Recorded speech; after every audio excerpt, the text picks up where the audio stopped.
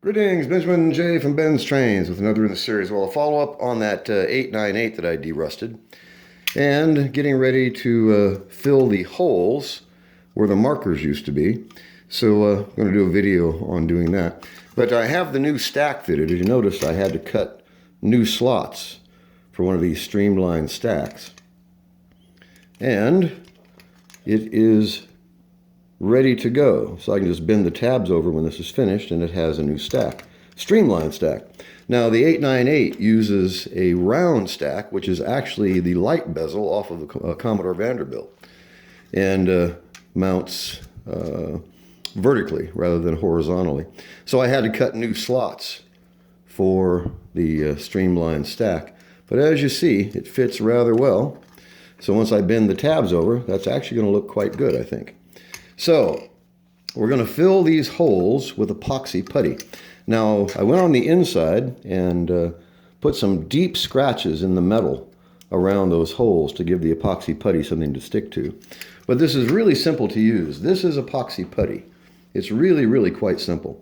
So let me open this so you can see how this works. It's really straightforward, really easy to do. So this is how it comes in the package. And just lay it out, and we're going to cut a piece off with a razor blade. Just like this.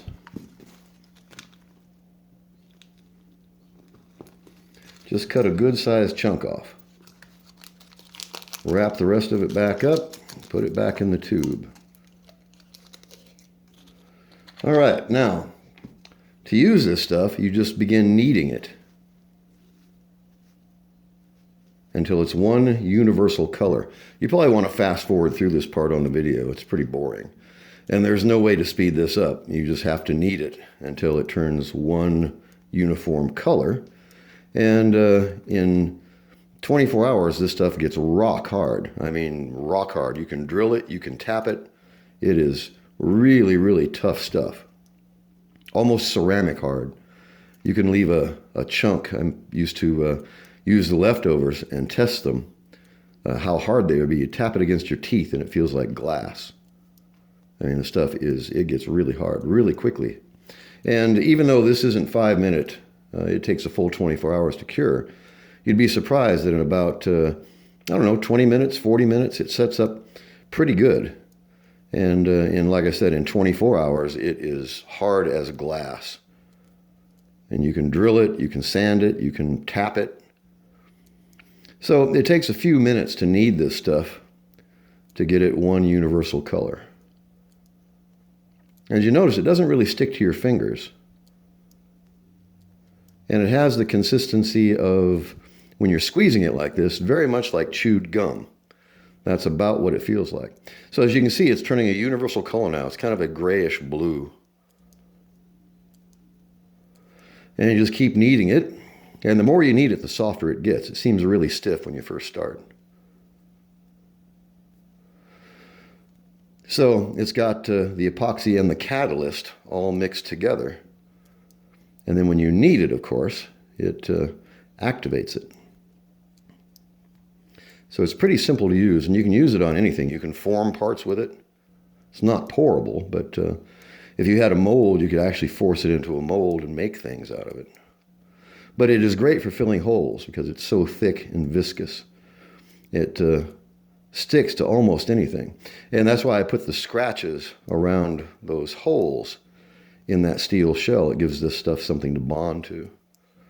But it's really straightforward and it's really easy to use. It's time consuming. It's fiddly because you have to do this.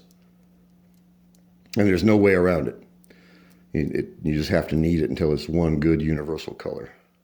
And it's almost there now. And like I said, this stuff sets up in about, 20 minutes, half an hour, something like that. It starts getting stiff. And then in 24 hours, you have to use a file on it. It gets hard. It gets really hard really quickly. Okay, that's about usable, I think. So we're going to fill these holes in the steel shell. So we'll just take a chunk of this off, break it off. We're going to go on the inside and force this up through that hole in the top of the shell. So you stick it down real good and flat on the inside.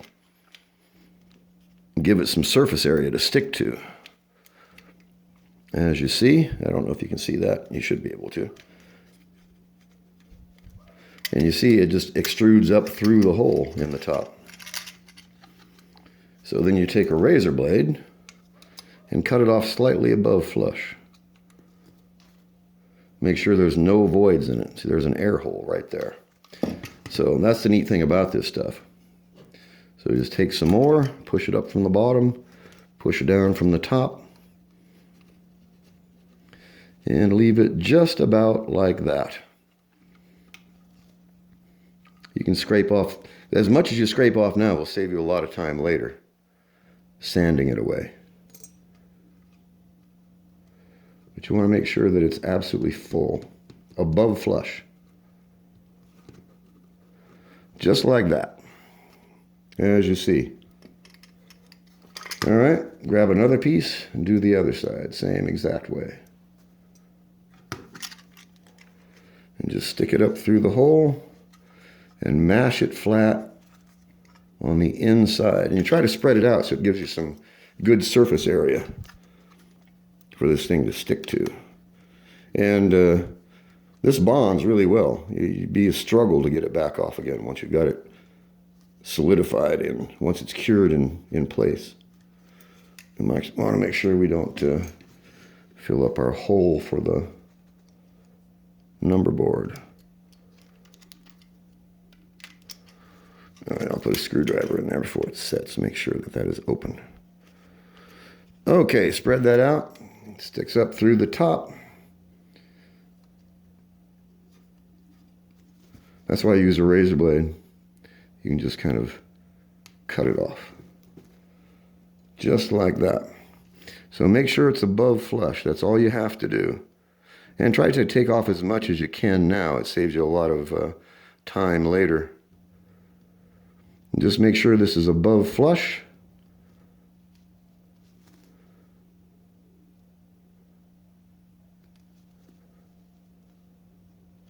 As you see. As long as that hole is filled, that's what you're looking for. So,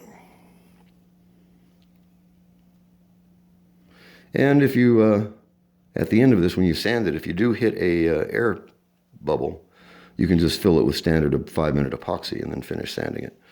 And that's basically it. You basically now just let it set. Make sure it's above flush on all the corners. Just let it set, and it'll get hard as a proverbial rock. You take a small file it flush, and when you paint it, it's virtually invisible. So it's really, really simple to use, this epoxy putty. And like I said, in about 20 minutes it sets up. And by tomorrow, this stuff will be hard as glass, literally. And so I take the leftover. It's a great way to check how the curing rate is going. Just take the leftover piece and just save it. And that way you can check it in an hour to see how hard this piece is, which is a direct reference to how hard these pieces are. So like I said, just make sure it's above flush. That's all you have to do. So that should be fine. And like I said, if you're sanding it and you do hit an air pocket, which leaves a void, you can just fill it with standard 5-minute epoxy, let it set, and then finish sanding it. And then when it's flush, when you paint it, it'll be virtually invisible.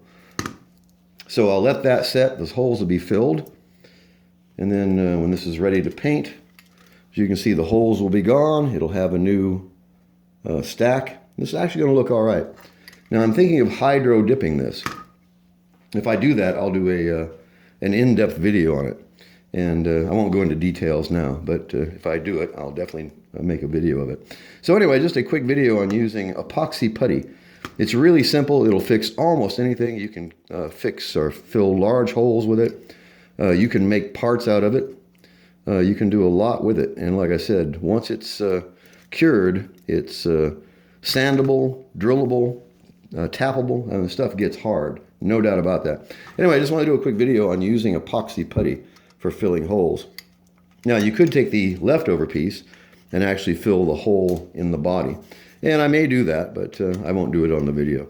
Anyway, I just want to do a quick video on this. It's really simple to do it. It only takes a minute, and it keeps you from having to look for those markers and replace them.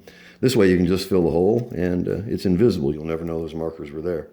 So I just want to do a quick video. As always, if you have any questions, feel free to drop me an email, BENZTRAINZ@gmail.com. And as always, thank you for watching.